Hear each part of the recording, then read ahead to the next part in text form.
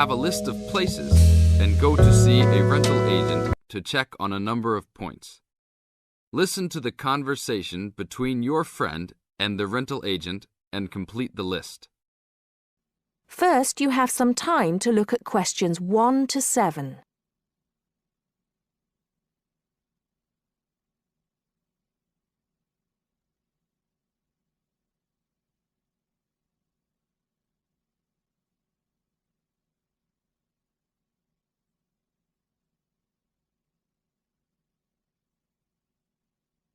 Now listen carefully and answer questions 1 to 7. Hi, we've been looking over your listing of apartments for rent and we have a few questions about a couple of the apartments. Can you help us? Sure. Yep, this is our most recent listing. What would you like to know? Well, we were first wondering about the house on 3rd Street. We can see that it is furnished and rents for $135 a week, but can you tell us how many bedrooms it has? Let's see. In addition to the den, it has 3 bedrooms. The rental on 3rd Street has 3 bedrooms. So in the example, 3 bedrooms has been written down in the number of rooms column for 19 3rd Street. Now we shall begin. You should answer the questions as you listen, because you will not hear the recording a second time. Listen carefully and answer questions 1 to 6. Hi, we've been looking over your listing of apartments for rent and we have a few questions about a couple of the apartments. Can you help us? Sure. Yep, this is our most recent listing. What would you like to know? Well, we were first wondering about the house on 3rd Street. We can see that it is furnished and rents for $135 a week, but can you tell us how many bedrooms it has? Let's see. In addition to the den, it has 3 bedrooms. What about the one on Route 9N? It looks like it's big with a library and a deck, but it doesn't say how much it costs or anything else about it. Oh yes, Mrs. Gaylor's apartment.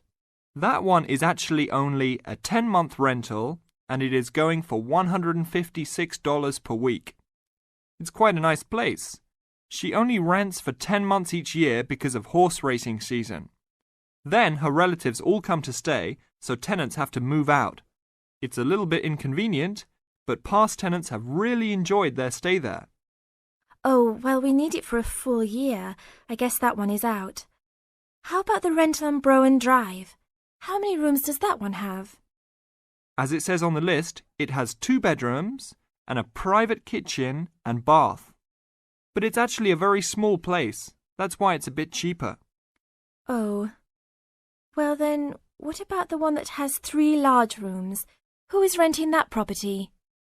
That one is a good deal. Mr. John Smith is renting it. But he's quite eccentric and he has a strict rule about no pets. How about cats? Nope, absolutely no pets. Well then, how about this studio apartment rented by Mr. Bo Jenson?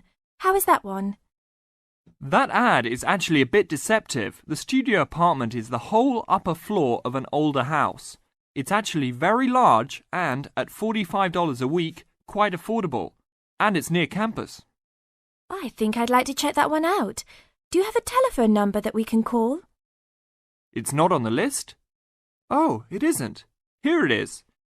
You should ring area code 518 and then 543-7790. Thanks. I think I'll call on that one first. Your friend decides that he would like to talk to Mr. Bo Jenson. Before you hear the rest of the talk, you have some time to look at questions 8 to 10.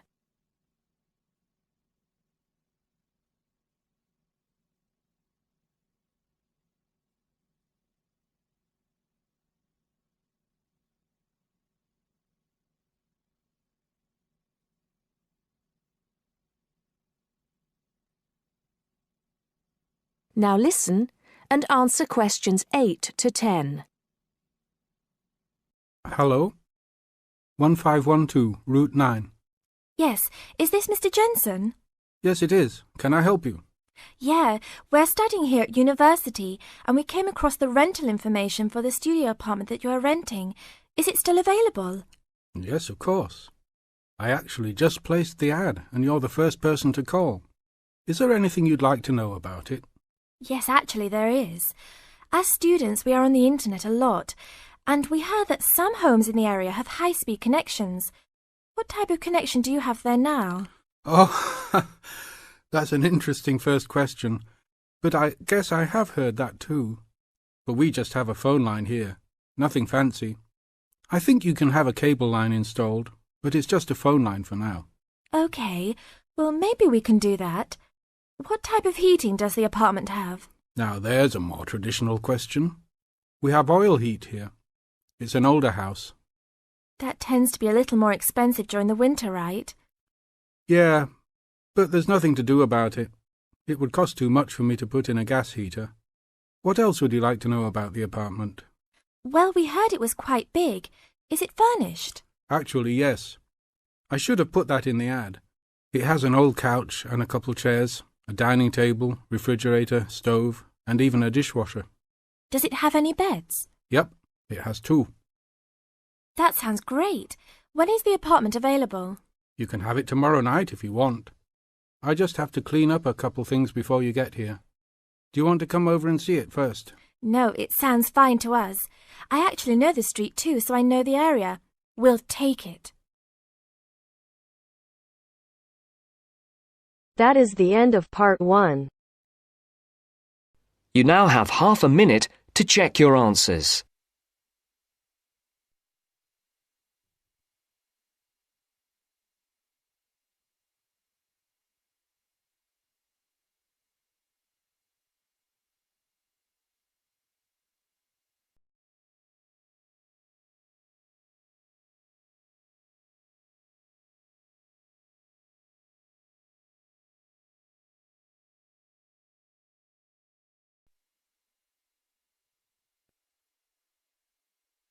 Now turns to part 2. Part 2. You will hear an extract from a talk about employment interviews. First, you have some time to look at questions 11 to 14.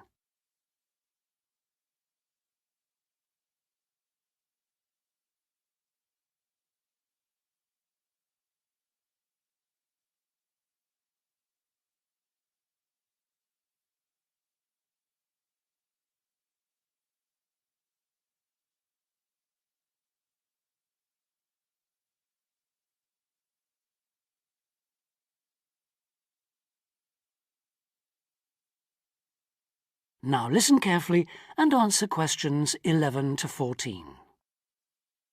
Today I have with me Sandy Richardson of the local Workforce Center, and she'll be talking about that critical step towards the goal of employment, the interview. Sandy, what is an interview for, and what's the best way to approach it?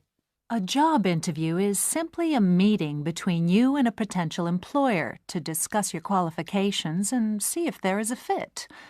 The employer wants to verify what they know about you and talk about your qualifications. If you have been called for an interview, you can assume that the employer is interested in you. The employer has a need that you may be able to meet, so it's your goal to identify that need and convince the employer that you're the one for the job. As everyone knows, interviews can be stressful, but when you're well prepared, there's no reason to panic.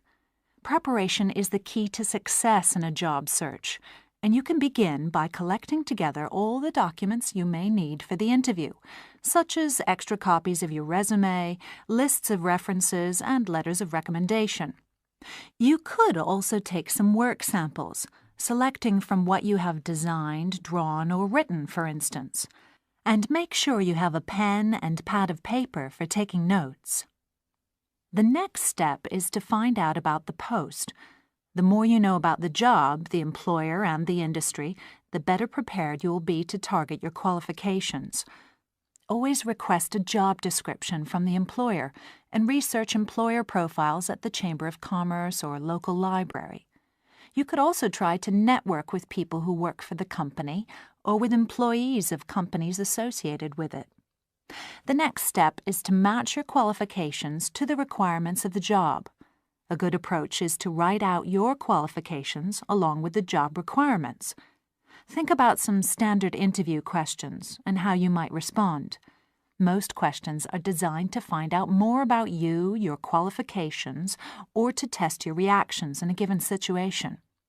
If you don't have any experience or skills in a required area, think about how you might compensate for those deficiencies.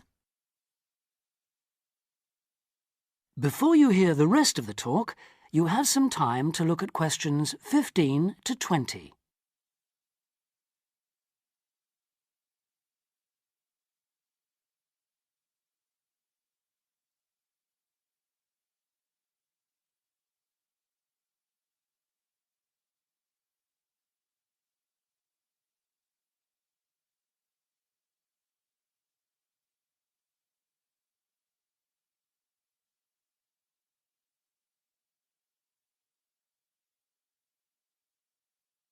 Now listen and answer questions 15 to 20.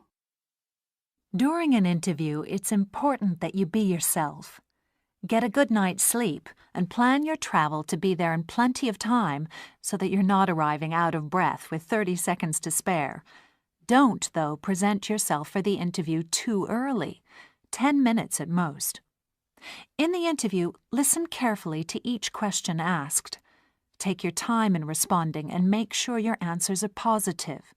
It's important to express a good attitude and show that you're willing to work, eager to learn, and are flexible. If you are unsure of a question, don't be afraid to ask for clarification. In fact, it's sometimes a good strategy to close a response with a question for the interviewer. In general, focus on your qualifications and look for opportunities to personalize the interview. Briefly answer questions with examples of how you responded in comparable situations, from either your life or previous job experiences. Something you should avoid are yes or no responses to questions, but don't dwell too long on non-job related topics. Use caution if you are questioned about your salary requirements. The best strategy is to avoid the question until you have been offered a job. Questions about salary asked before there is a job offer are usually screening questions that may eliminate you from consideration, so be warned. On the other hand, it isn't inappropriate to show your enthusiasm if your first impressions of the interview and of the employer are good ones. So, if the job sounds like what you are looking for, say so. Keep in mind that the interview is not over when you are asked if you have any questions. Come prepared to ask a couple of specific questions that again show your knowledge and interest in the job. Close the interview in the same friendly, positive manner in which you started. When the interview is over, leave promptly. Don't overstay your time. Think about the interview and learn from the experience. Evaluate the success and failures.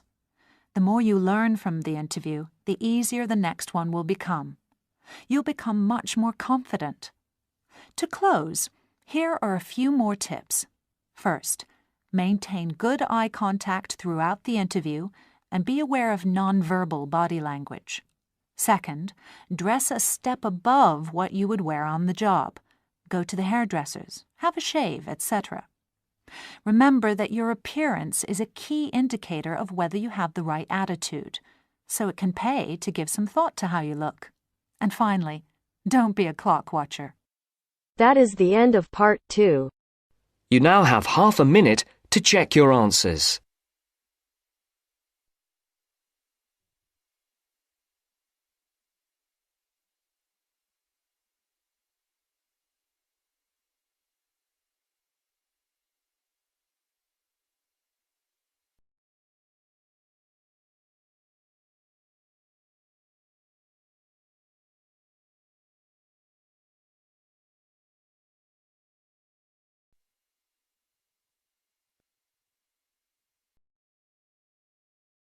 Now turns to part 3. Part 3. You are going to hear a conversation between an interviewer and a professor. First, you have some time to look at questions 21 to 26.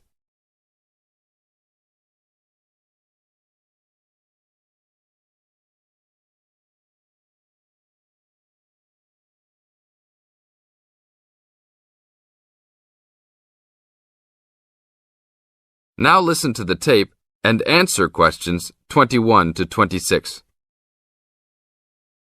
Today I'm here with Professor Nittick, who is our new university president. He has been a professor for 20 years and teaches many of the best classes on campus. I know many of you have had him as a teacher and know of his brilliance. Good morning, Professor Nittick. Thank you for stopping by the student station. Thank you for having me here. It is always great to get to meet many of the students who are involved with our school. I haven't been here since 2 years ago. Yes, I remember at that time you were still teaching every semester. 2 years later, you're only teaching every once in a while. But it seems like you are still always busy. The administration world is just as busy as the teaching world for you. How do you stay in touch with the university, even with the change in your everyday duties? I try to stay in touch with what is popular with the university students. I usually spend time with as many students as I can. They usually give me insight into what the new concerns and beliefs are for the new generation. On top of that, I try to be as youthful as I can. I consider myself to be youthful, at least for my age. So I always have a good time and try to stay young. I try my best to not just be a teacher, but also participate in university life. Interesting.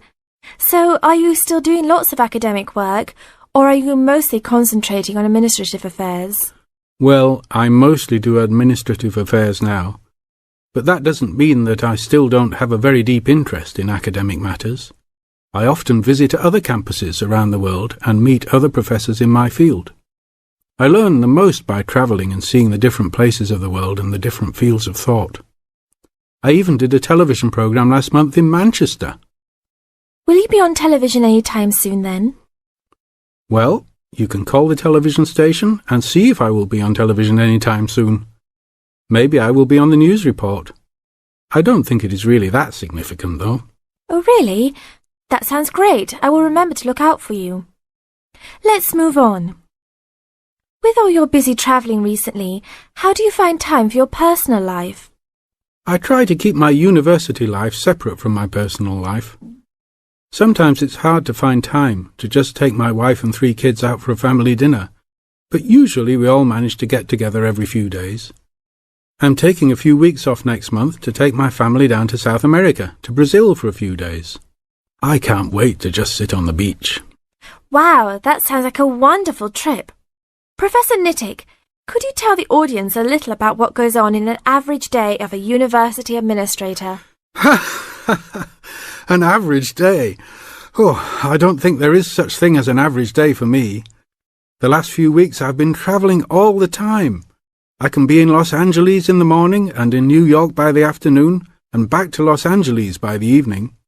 Sometimes I will spend the whole week at a new university, showing the new administrators the ins and outs of running a university. Sometimes I can spend the whole day in the office on the phone. So there really is no average day for me. I guess that is because I do so many different tasks. Sorry to let all the viewers down, but that is the plain truth. Now look at questions 27 to 30.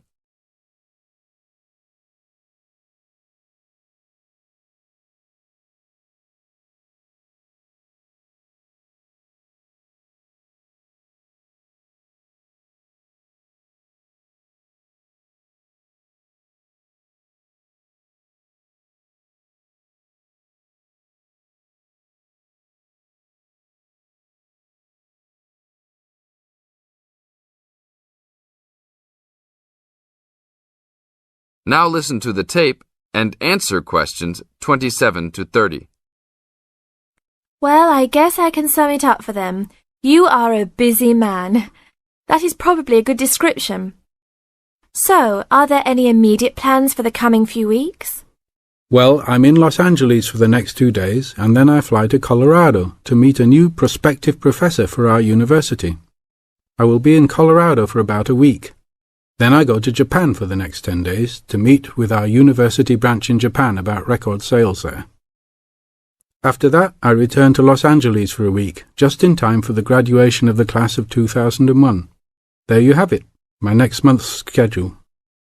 Thank you very much, Professor Nittick. I always enjoy having you on our show. We hope to have you back on our show next time.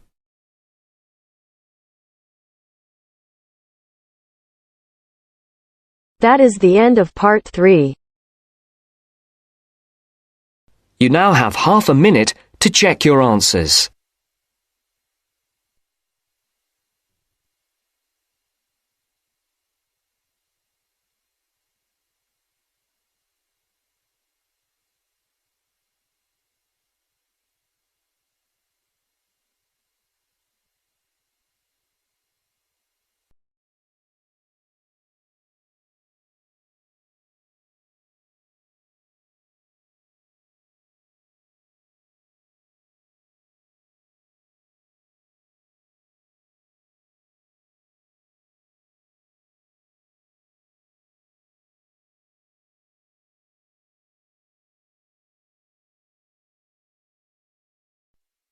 Now turns to part 4.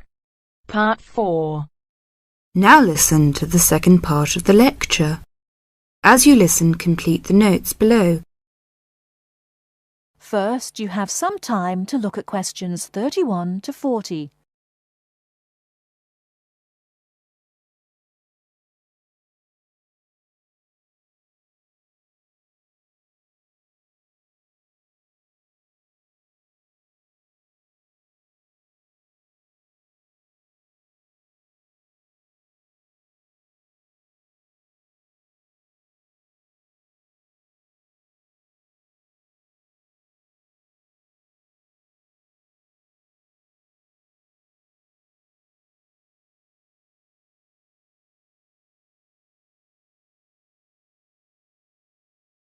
Now, listen carefully and answer questions 31 to 40.